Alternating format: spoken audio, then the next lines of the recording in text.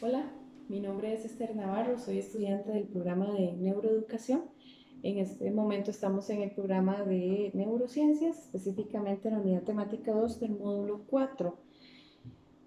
El tema es mecanismos de la sensación y la percepción, que no es más que los sentidos que tenemos, eh, que es lo que pone en contacto el cerebro con el exterior, de la vista, el tacto, la audición, el gusto y el olfato.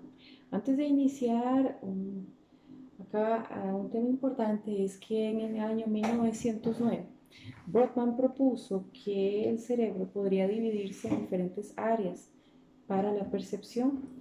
Acá en un corte sagital podemos ver que tanto al interno como a lo externo del cerebro tenemos más de 50 áreas dedicadas específicamente a la percepción. Eh, Tres sentidos tenía que elegí el gusto, el olfato y la vista. El gusto y el olfato son sentidos químicos y tienen alguna relación entre sí, que ahorita lo voy a exponer.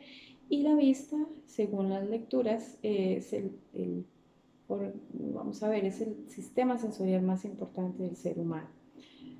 Vamos a iniciar con el gusto. El gusto tenemos que las células receptoras son las papilas gustativas que se encuentran en la lengua.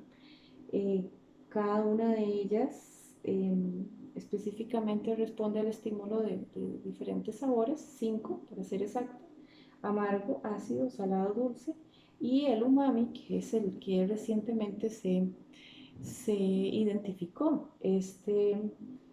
Lo identificó un japonés y de hecho la palabra umami significa gustoso o sabroso. Entonces, en realidad es un sabor que nos produce placer. En el caso del gusto, la, poder representar o identificar el sabor se produce de la siguiente manera. Las papilas gustativas sienten el estímulo y ellas lo que hacen es que transducen la información en impulsos nerviosos que viajan a través de tres diferentes nervios de manera simultánea, llegando al núcleo del tracto solitario. De aquí se envía la información al tálamo, donde es el encargado de enviar la información directamente a la corteza, donde se da ahí la representación del sabor. Para verlo más representativo, acá es donde se produce el estímulo del sabor y aquí es donde se representa o se identifica el sabor que es, ¿verdad? Está por encima del lóbulo temporal. Muy bien. En el caso del olfato, hay que reconocer que el olfato es el único sentido que no pasa por el tálamo, no pasa por ese filtro, digámoslo así, sino que él va directo al cerebro. El olfato, las células receptoras, son las neuronas olfatorias que se encuentran en los cilios.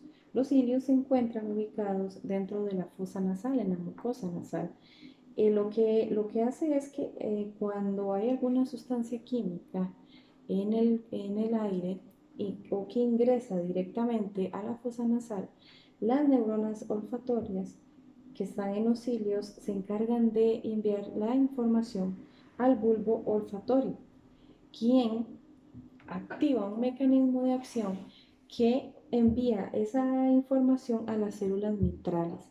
Estas células lo que van a hacer es interesante porque como no pasa por el tálamo, entonces las células mitrales lo que hacen es que ellas empiezan a crear una conexión sináptica uniendo sus axones para ir creando como el camino por el que va a pasar el nervio.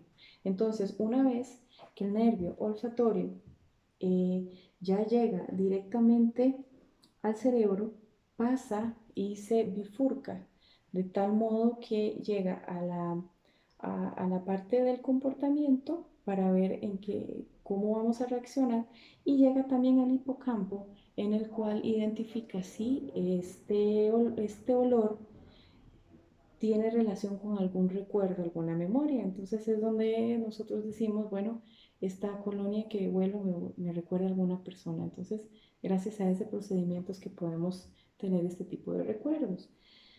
Eh, la vista es una de los sentidos más importantes que tiene el ser humano.